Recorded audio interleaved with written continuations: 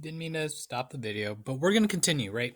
So we talked about sine. Now let's talk about cosine. And I want you to consider how sine and cosine look compared to one another. And a lot of you guys like hit the nail on the head yesterday with the um, reflection activity because you were able to note like sine and cosine are kind of like they behave the same, but notice they're not exactly the same graph. Big picture wise, if we talk about the characteristics, um, the domain would also be negative infinity to positive infinity.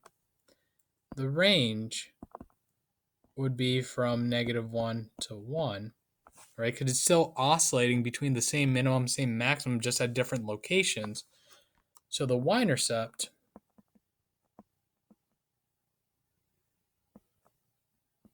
would be 0, 1.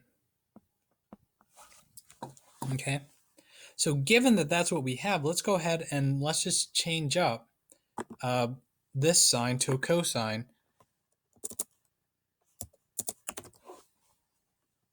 And just as before, think about how the a value would affect it. So if we have a values between 0 and 1, how does that affect the graph? If we talk about a values between -1 and 0, how does that affect the graph? Um, if you notice, it's pretty much the same thing as sine. So if you understood the sine one, you get the cosine one. But I just want to give you the benefit of the doubt.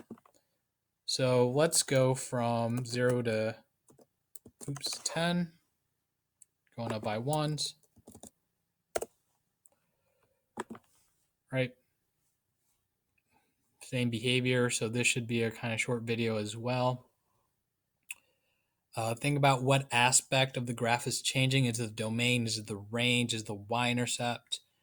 If we look at the d value, what does that do to the graph in terms of the range, the domain, the y-intercept? What exactly is that changing and how is it changing?